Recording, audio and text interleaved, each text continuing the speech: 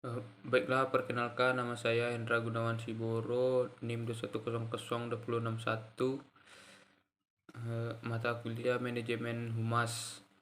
Pada kali ini saya akan eh, menjelaskan materi tentang Public Internal Employee dan Stockholder Relation dengan dosen pengampu Bapak Dr. Hanif Al-Kadri dan Bapak Singgih Ginanjar. Public internal merupakan kegiatan public relation, kinerja praktisi PR yang membina hubungan publik internal, yaitu hubungan dengan publik internal dengan karyawan dan hubungan dengan pemegang saham. Semua orang yang terlibat di dalam organisasi adalah internal publik perusahaan. Kita menyebut pemegang saham dengan stockholders karena tujuan membina hubungan dengan internal publik ini adalah agar citra dan reputasi dari organisasi atau perusahaan tetap positif di mata publik, khususnya di internal dulu, sehingga mereka antusias dengan rasa solidaritasnya terhadap perusahaan tersebut. Materi selanjutnya yaitu hubungan public relation dengan karyawan atau employee. Yang pertama yaitu komunikasi harus dua arah. Maksudnya yaitu ketika ada perintah di situ, karyawan juga bisa menyampaikan pendapatnya kepada atasan, pendapatnya atau saran, dan karyawan dan pengambil keputusan juga dapat menampung segala pendapat-pendapat dari karyawan. Hubungan itu bisa dipelihara dengan bentuk-bentuk kinerja dan semangat kerjanya melalui suatu komunikasi.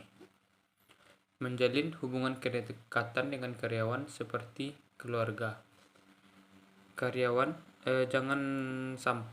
Selanjutnya itu karyawan jangan sampai memberikan informasi yang salah kepada eksternal, karena akan dapat berpengaruh sangat buruk terhadap citra dari suatu perusahaan.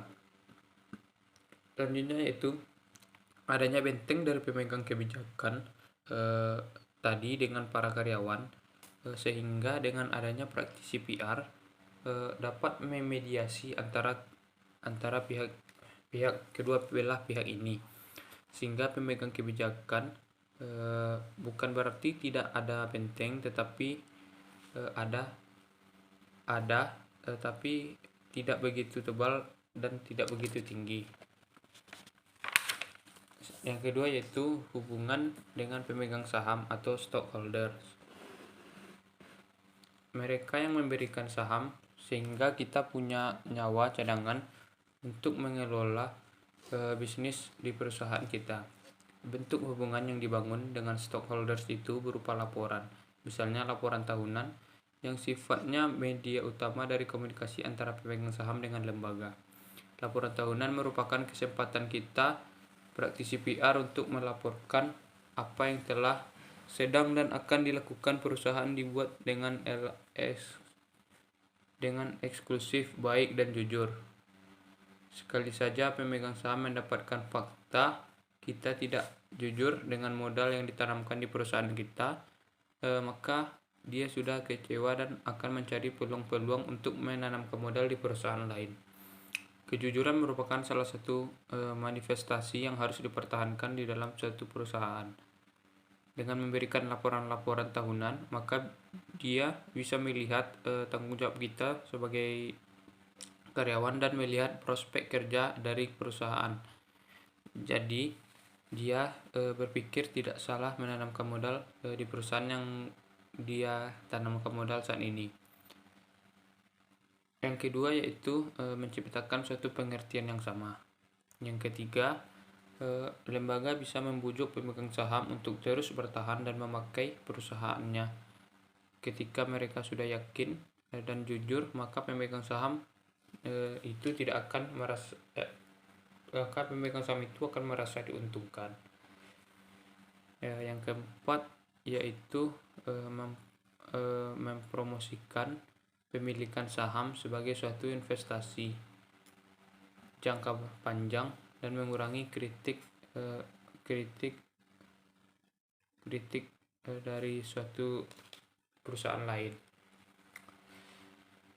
Adapun tingkat efektivitas dari humas atau PR praktisi ini, praktisi public relation dalam membangun hubungan baik dengan internal publik itu dipengaruhi oleh beberapa hal. Pertama yaitu keberadaan pimpinan atau manajer perusahaan atau lembaga itu dalam berkomunikasi, karena komunikasi yang baik juga kan membuat suatu keputusan yang baik juga. Yang kedua itu kesadaran sekaligus pengukuran dari pihak manajemen akan nilai dan arti penting komunikasi dengan para pegawai dan stakeholders. Harus ada pengakuan dari perusahaan akan sulit ketika produktivitas dari karyawan tidak baik. Yang selanjutnya, keterbukaan pihak manajemen. Materi selanjutnya yaitu media yang bisa dimanfaatkan sebagai praktisi PR atau humas. Yang pertama yaitu seperti jurnal internal,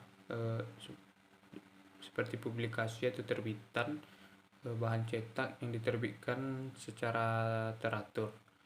Yang kedua, papan pengumuman, CCTV, televisi, dan berbagai macam iklan lainnya.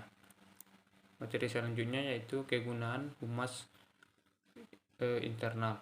Yang pertama, untuk melakukan penjelasan kebijakan perusahaan untuk menampung berbagai macam keluhan atau pendapat-pendapat dari masyarakat publik. Yang kedua, untuk memelihara suatu keterbukaan. Mungkin sekian penyampaian materi dari saya ucapkan terima kasih.